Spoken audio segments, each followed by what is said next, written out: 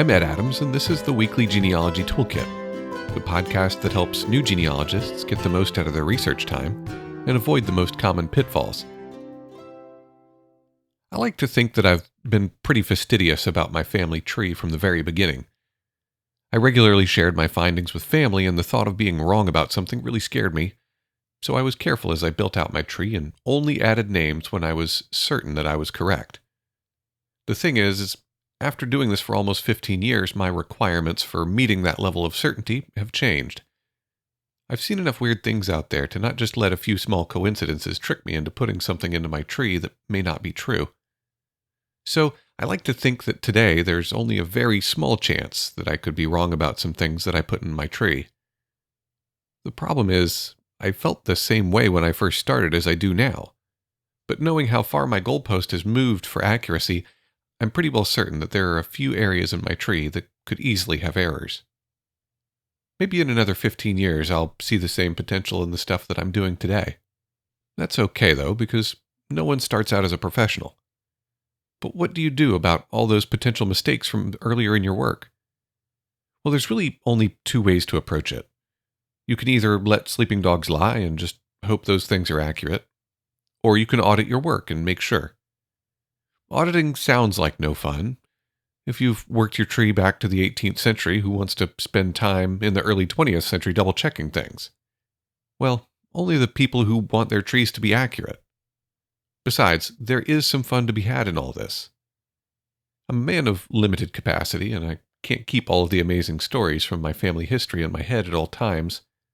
I usually have maybe a half dozen or so families that I'm actively thinking about on any given day, and while I can talk the ears off of anyone unlucky enough to get me started on those families, there's others where I'd honestly have to go back in my tree and look to familiarize myself with the stories.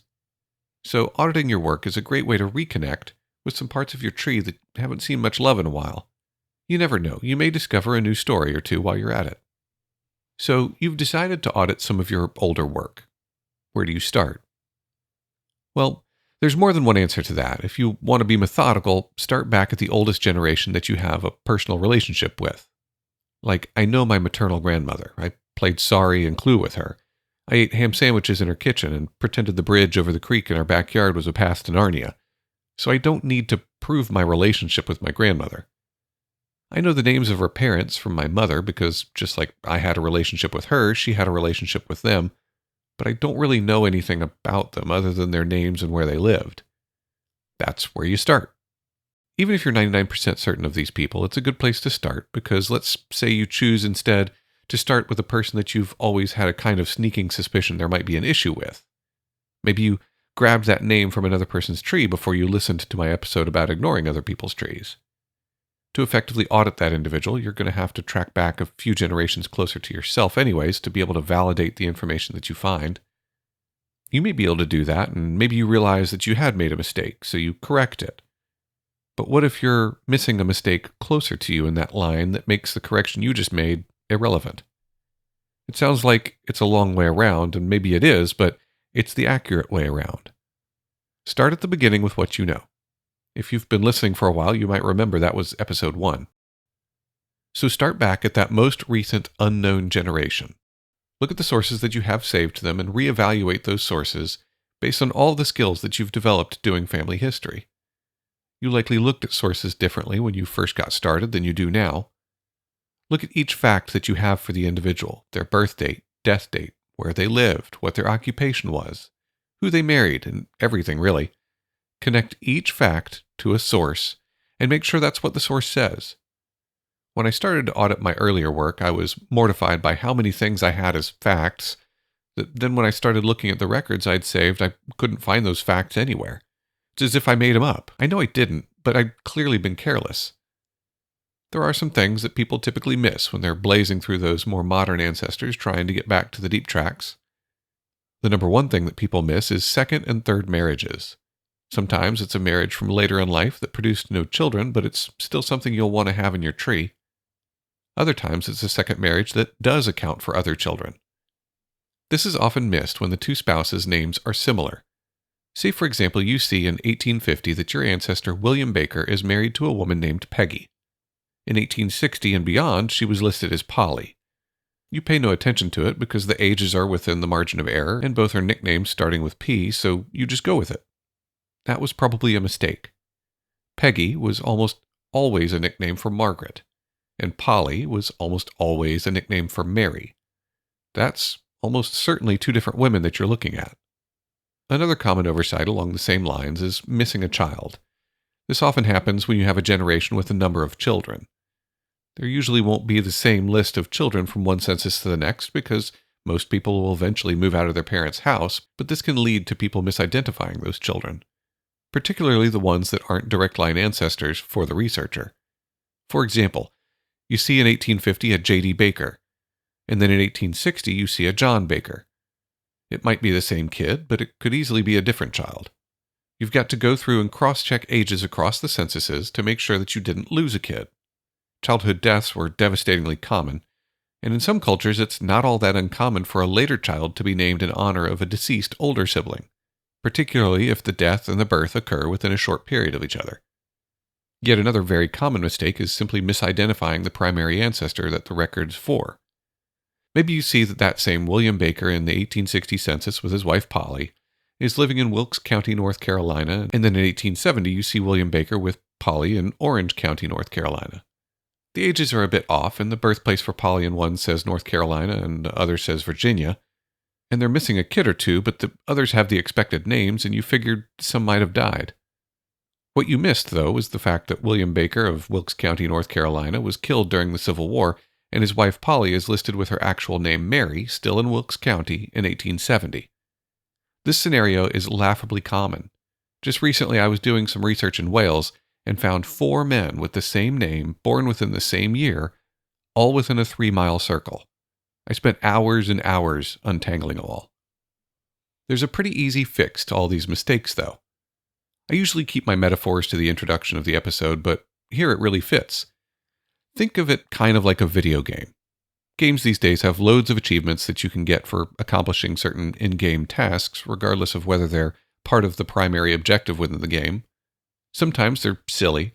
Sometimes they're just side quest kind of things that are going to reward you with extra bits of the story. But lots of people who play games turn into completionists.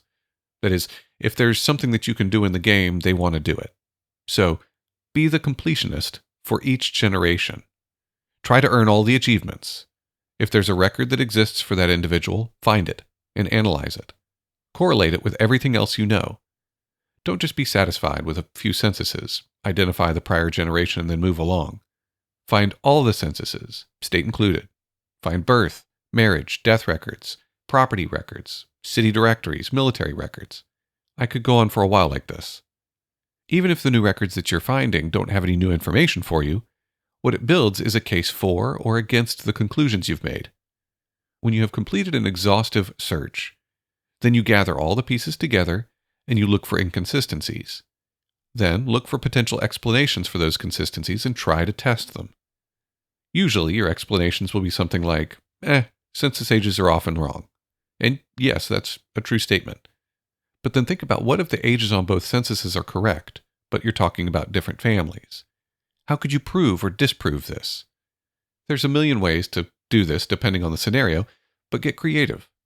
If they moved from one census to another, go to the later census collection and look at their previous location. Who's living there? Do they look familiar?